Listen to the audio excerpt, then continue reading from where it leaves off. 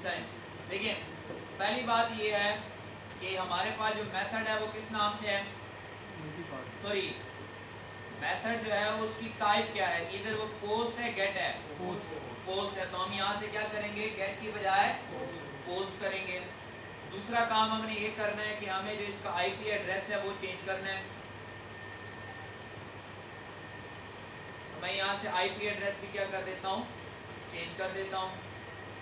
उसके बाद FIP भी आएगा और API भी आएगा, क्योंकि FIP मेरी API का नेम है, API लाजमी आता है। उसके बाद मुझे कंट्रोलर देखना है कि कौन सा कंट्रोलर था जहाँ पे मैंने कोड लिखा, तो मेरे कंट्रोलर का नाम क्या था, ये अगर आप यहाँ से देख लें तो शायद आपको समझ आ जाए कि कंट्रोलर का नाम क्या था। ये देखिए करंट फाइल ये वाली ओपन है जो हाईलाइट हो रही है, क्या नाम है, DB कंट्रोलर। तो हम सिर्फ DB लिखेंगे, कंट्रोलर का कीवर्ड नहीं लिखेंगे। उसके अंदर फंक्शन का नेम क्या है, अपलोड इमेज। तो मैं यहाँ से इस फंक्शन का नेम करता हूँ कॉपी, पोस्टमैन पे जाता हूँ और लॉगिन की बजाय क्या हो जाएगा, अपलोड हो जाएगा। समझ आ रही बात की। अब अगर मैं इसको ऐसे कॉल करता हूँ तो कितनी फाइल्स अपलोड होंगी, 0। फाइल तो भेज ही नहीं रहा, फाइल भेजनी है ना, ठीक है। तो अब मुझे आना पड़ेगा कहाँ पे, फाइल के लिए मैं आऊंगा बॉडी में। कहाँ पे आऊंगा, बॉडी में।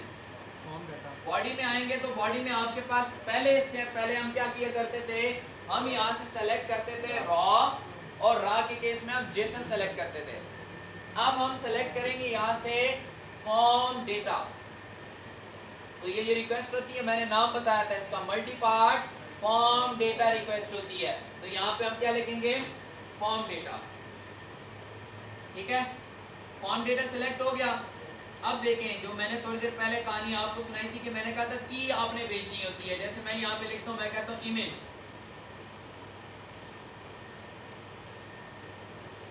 ठीक है।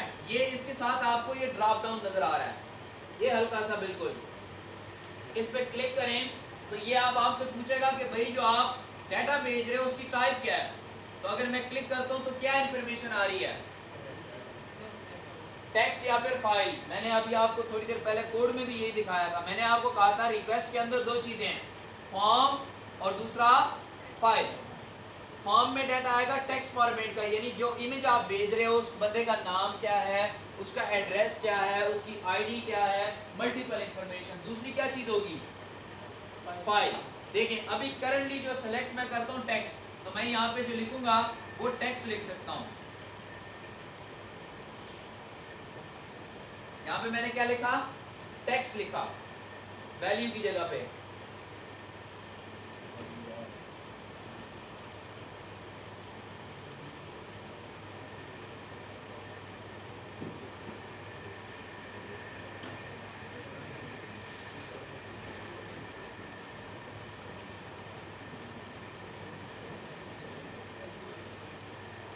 यहाँ पे मैंने क्या लिखा, टेक्स्ट लिखा है, क्योंकि यहाँ से क्या चीज मैंने सेलेक्ट की थी, इमेज के अगेंस्ट टेक्स्ट। लेकिन अगर मैं यहाँ पे जाकर दोबारा से उस ड्रॉप डाउन पे आऊँ और वहां पे क्लिक करके मैं सेलेक्ट करूँ फाइल, तो आगे ऑप्शन क्या आ रहा है, सेलेक्ट फाइल। अब मैं यहाँ पे क्लिक करूंगा, क्लिक करने के बाद अभी मेरे पास शायद इमेज को फाइल नहीं है, तो मैं यहाँ से ये API wrapper.swift की फाइल है ये अपलोड करता हूँ। ओपन करता हूँ इसको और यहाँ से कर देता हूँ सेंड।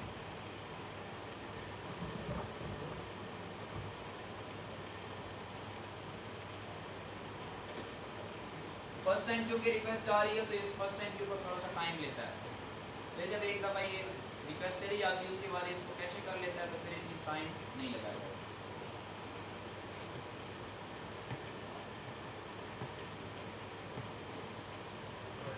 तो आपके पास क्या रिजल्ट आया, फाइल अपलोडेड। हम देखते हैं कि यार वाकई में फाइल अपलोड हुई भी है या नहीं हुई। तो अब हमें नजर कहाँ से आएगा, आपने आप वापस आना है, ठीक है।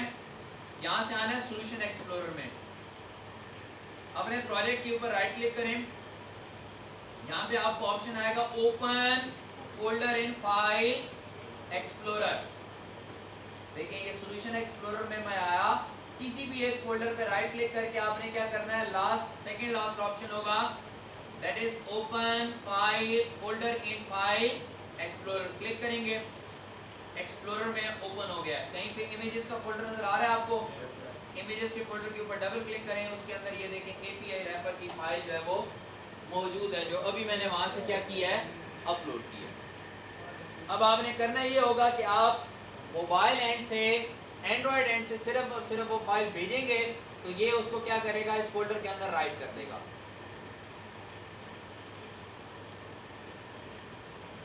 तो यहाँ तक जी कोई कंफ्यूजन अगर है तो बताओ।